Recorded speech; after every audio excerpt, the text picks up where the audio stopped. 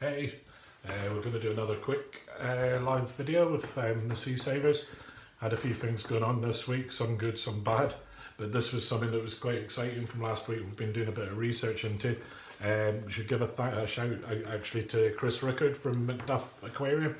We'll post a link up after this because they're doing some great stuff. They're doing some live feeding at the aquarium, I think tomorrow. We'll put a link up to that event. It's quite good. It's good for kids. You can see the divers in the tanks with the fish and lots of species. But for now, I'm going to hand you over to two of the Sea Savers that are here. We've got Maya and Kaylin, and they're going to tell you something about things we were up to from last week. So do you want to start? Sure. So we were down at the pier the other day, and we saw some nets.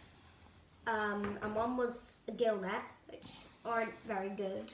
Well, actually, they're not. Well, they're very good at catching things, but that's why they're not good at catching things, but they're terrible for the environment. They just stay in the sea.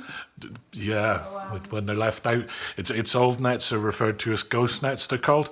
Because the plastic, especially the main benefit of plastic is it lasts so long, which is good if you're wanting something to last and not have to replace. The negative side with netting is when it gets broken or detached from the boats and goes out at sea. It's called a ghost net, and why is that bad? It kills a bunch of animals, which is really bad. Not just marine life, well, anything. It's seals, whales, anything. Everything, really. And some old net. What was it doing down there? Fishing for litter. Yep, which is a good scheme. Which is really good. So what they do is fishermen can bring in the rubbish, and they can give it to Fishing for Litter, and Fishing for Litter will put it in the bin. They'll dispose of it, and the fishermen don't have to pay. So the fishermen always go, okay, I'll do that, because it's brought in about, I think it's about 14,000 tonnes or 1,400, I can't remember, but it's lots and lots of rubbish has come in from it. It is a really good scheme. It's a really, really good scheme. Basically, we had a look around the nets, didn't we? In the nets, we decided to look in the nets to see what was in them, to be like, okay. And we found a dogfish, which is really sad, because they're actually surprisingly important, like they're amazing things. But we also found this and this, which are corals and things. Yep. So do you want to tell us about this one first? Okay. So this is a sea urchin. In Latin, it's Cidaris, and you won't believe this, but its nickname is longer than its Latin name: long spine slate pen sea urchin. And you can see why it's called a long spine. This is one of the spines we found. And we think this is, where is it called? I can't remember the name. What's it? Oh, where we think it's from? Where we think it's from. Do you? Rockall? So, Rockall Trent, which is really deep, and apparently these can be found in waters down to 6,000 feet, which is very, very deep. Yeah. Like very deep. Rockall, for people that don't know, it's really far out in the Atlantic. It's part of the British Isles, but it is basically just a rock. But that's what extends the UK territorial waters out so far. And it's a great place for fishing. They get really good haddock and squid fishing out there. If you're catching things like this, it's not so good. And you can actually see there's lots of little spines sort of protecting these big spines. You can see there, this one's a bit more open at the side. The small spines are more like the sort of standard ones we see in our usual urchins. But these other ones are really sort of blunt, aren't they? This is a baby one, so obviously this is not up to size.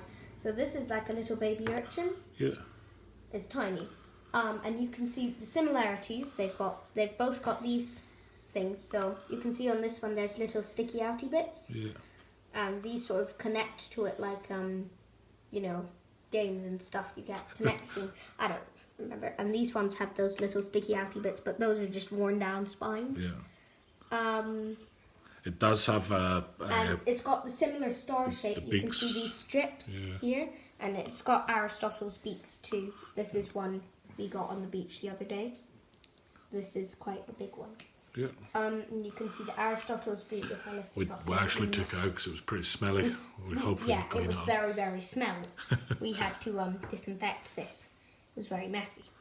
Okay. So They've got quite blunt spikes, but they can shoot out lots of different things. They're very... So we'll move on to the next thing. Yeah. So this is quite bizarre looking stuff. It is a deep water coral. It used to be called Lophelia, and now, sorry, I can't ever remember the name. It's in here. There's a couple of names, wasn't it, that said it's in a It's new one? now, so the name, it officially had its name changed to, and I'm going to completely butcher this name, Demophilium pertusum.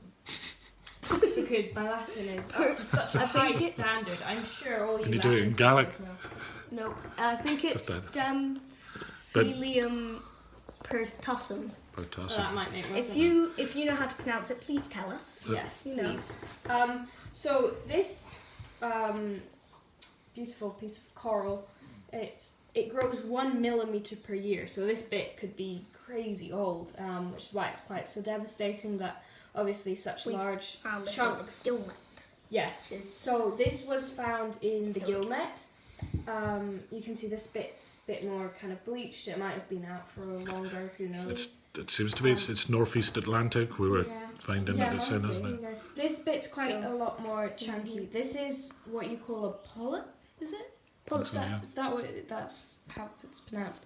So these coral is alive. For those of you who don't know that, that was a really interesting fact for me. I didn't know that until quite recently. And you can see these are its little heads that it comes out and it eats algae or whatever is kind of floating around in the water. It's super cool. I think that a lot of people, because they sort of think like coral's a plant or animal, but it's sort of in between. But I think the best way of sort of getting it into people's heads is almost like it's the skeletons on the outside rather than the inside. Yeah. And that sort of makes it more sense. You doesn't it? actually If find you can these on see- them sometimes, actually. Yeah. Babies grow on them. So you can see this is the inside. That's a good way of showing you. So the actual thing was dead already, Creature, so we cleaned this bit out. You can see on this bit wasn't cleaned quite so thoroughly. You can see it's got like quite a lot of other things living on it. So I found some eggs on this one. I can't remember where though, because it's quite there. It is. So you can see there's some kind of little eggs or something like that. There's some more of that there. There was keelworm and some, wasn't Keelworm, it? yeah. I can't. That might be keelworm there actually. That bit. It does look a bit like when we talk about what flame shells and that do. It looks like it's sort of Yeah. drawing in things from round about it to build up. It's sort of like it's all being glued together really evenly. Yeah. Yeah, a lot of stuff does rely on this as its home. Something really interesting about Lophelia reefs is that they are gendered, so an entire reef will be female or male, and the opposite, and then a different reef will be female or male, but there's no mix within the reefs. Sounds like some of the bars in Ullapool. Well, yes, kind of actually. But it's really interesting that because then obviously for reproduction they've got these, and you can see this is on Blue Planet, I think, at one point, in the first Blue Planet 1, yeah. And you can see they all kind of using these, they go...